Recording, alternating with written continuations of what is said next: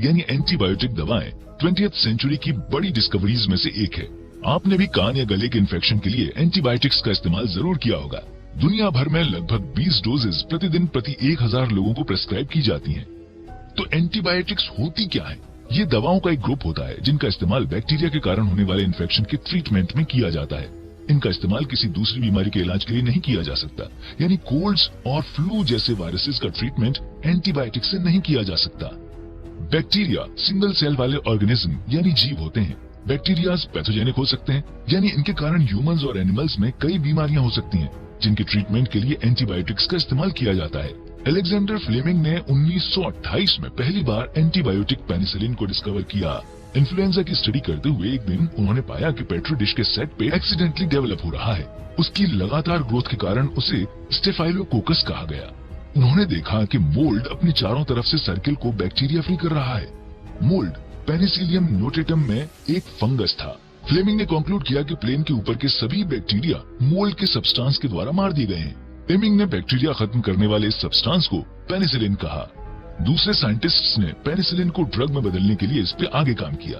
1940 तक pharmaceutical companies ने बड़े पैमाने पर इसका प्रोडक्शन शुरू कर दिया। तो क्या आप जानते हैं कि बड़े पैमाने पर एंटीबायोटिक्स का उत्पादन कैसे किया जाता है? एंटीबायोटिक्स बनाने के 3 मेथड्स हैं, नेचुरली, सिंथेटिक और सेमी सिंथेटिक। नेचुरल एंटीबायोटिक्स ये दूसरे ऑर्गेनिज्म जैसे फंजाई और बैक्टीरिया से बनाए जाते हैं। बड़ी बड़ी कॉलोनीज में इन्हें ग्रो किया जाता है, जहाँ पे एक्टिव सब्सटेंस का एक्सट्रैक्शन किया जाता है। यही फ्लेमिंग का मेथड था। सिंथेटिक कुछ एंटीबायोटिक्स पूरी तरह से लेबोरेटरी में तैयार किए जाते हैं। सेमी सिंथेटिक इस मेथड में नेचुरल एंटीबायोटिक्स का प्रभाव बढ़ाने के लिए या नई तरह की एंटीबायोटिक बनाने के लिए लेबोरेटरी में इनमें अमीनो एसिड्स या ग्रुप्स ऐड किए जाते हैं। पेनिसिलिन तो बस एक शुरुआत थी। इस समय में हम अलग अलग तरह के बैक्टीरिया के लिए 100 से ज्यादा अलग अलग तरह के एंटीबायोटिक्स का प्रोडक्शन कर रहे हैं। तो क्या आप जानते हैं कि एंटीबायोटिक्स काम कैसे करती हैं? एंटीबायोटिक्स बैक्टीरियल सेल्स के खास हिस्सों में अपना असर दिखाती है। ह्यूमन सेल्स को बिना नुकसान पहुंचाए हुए ये बैक्टीरियल इन्फेक्शन को रोकती है। ये 2 तरह से किया जाता है। एंटीबायोटिक्स बैक्टीरिया को रिप्रोड्यूस होने से या तो रोकती है या फिर उसे मार देती है। बैक्टीरिया के अंदर होने वाले सर्टेन मेटाबॉलिक या केमिकल प्रोसेसेस को रोक के एंटीबायोटिक्स ऐसा कर पाती हैं। फॉर एग्जांपल, ये प्रोटीन सिंथेसिस, डीएनए रेप्लिकेशन या सेल वॉल्स के ब्रेकडाउन को रोकती हैं। वायरसेस छोटे ऑर्गेनिज्म नहीं होते, इसलिए उनमें मेटाबॉलिक प्रोसेस नहीं होता।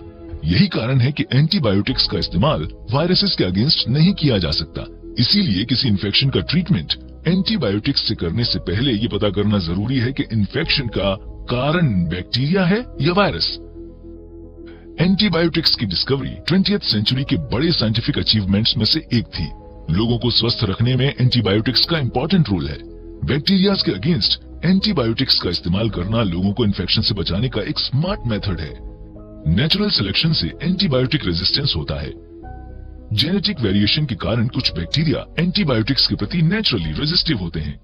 ये बैक्टीरिया सरवाइव करने के साथ साथ खुद को रिप्रोड्यूस करते हैं और रेजिस्टेंस को एक दूसरे को पास भी करते हैं। इस तरह बैक्टीरिया का पूरा ग्रुप एंटीबायोटिक के प्रति रेजिस्टेंट हो जाता है। साइंटिस्ट्स लगातार उन एंटीबायोटिक्स को डिस्कवर करने की कोशिश कर रहे हैं जो बैक्टीरिया के रेजिस्टेंस को डोमिनेट कर सके।